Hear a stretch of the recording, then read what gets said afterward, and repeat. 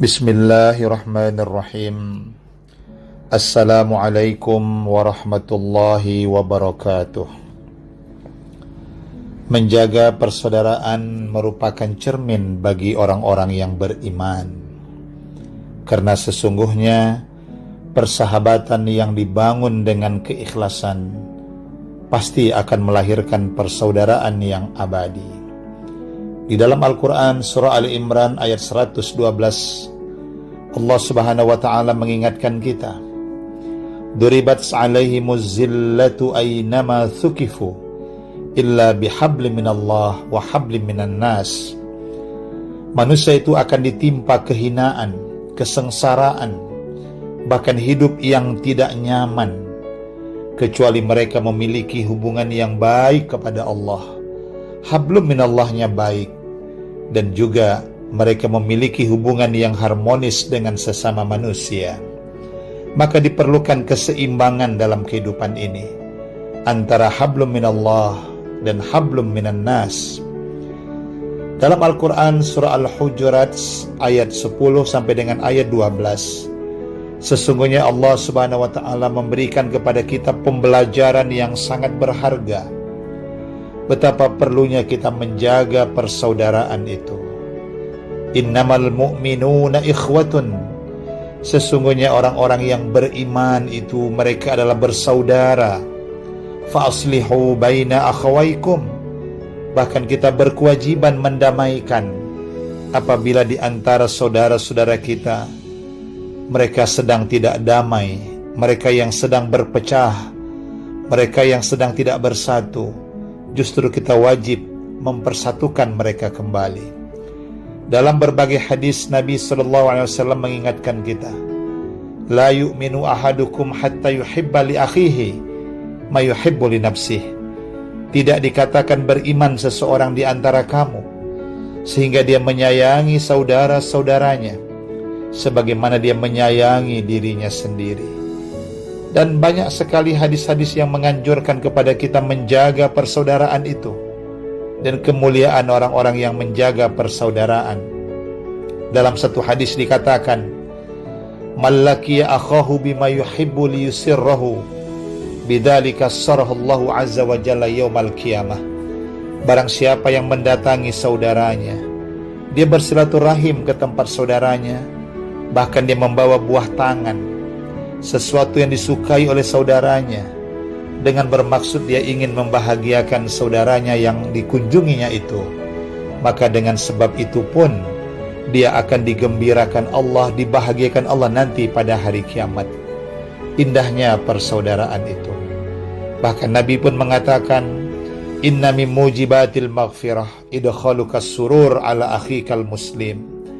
Di antara perbuatan yang dapat menghapus dosa-dosamu, gembirakanlah saudara-saudaramu yang muslim. Jangan kita susahkan dia, jangan kita mengganggu ketenangan hidupnya, tapi salinglah kita memberikan rasa bahagia.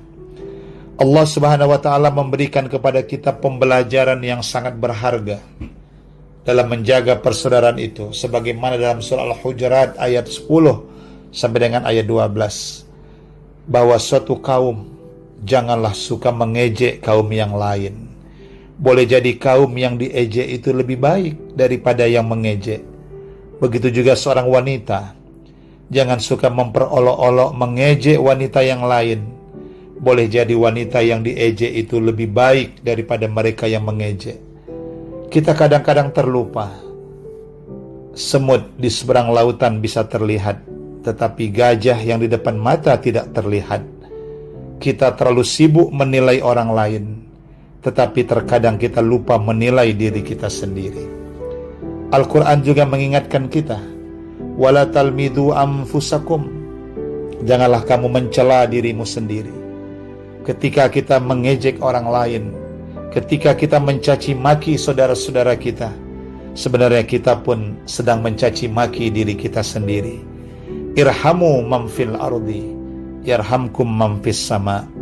Tebarkan kasih sayang kepada saudara-saudaramu yang ada di bumi ini, niscaya kamu pun disayang yang ada di langit.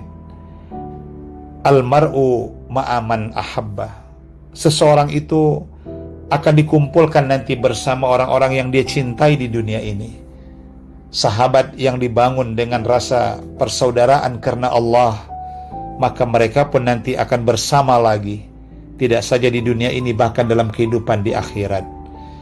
Dalam menjaga persaudaraan itu, kita juga diingatkan Allah, wala tanabadu bil alqab, janganlah kita memanggil orang dengan gelar-gelar yang tidak baik, yang kita pun tidak suka kalau dipanggil dengan gelar-gelar tersebut.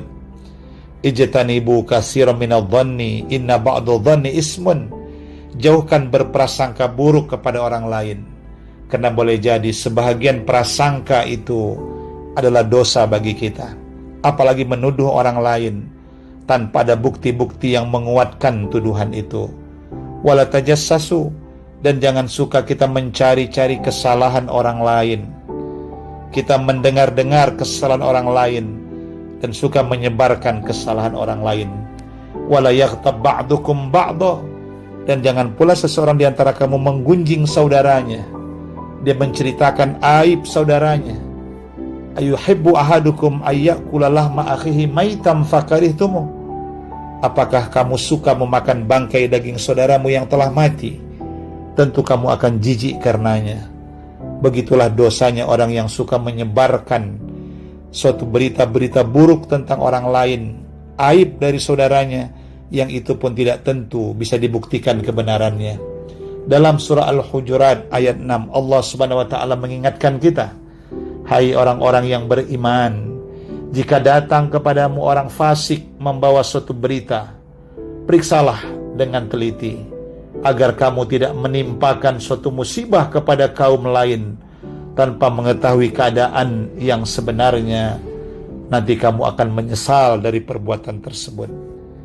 Inilah perlunya kita lebih menjaga diri kita, menjaga lisan kita, daripada hal-hal yang dapat mencelakakan diri kita dan orang lain. Semoga Allah Subhanahu wa ta'ala meridhai persaudaraan kita di dunia, bahkan sampai nanti pada kehidupan di akhirat. Amin ya rabbal alamin. Wassalamualaikum warahmatullahi wabarakatuh.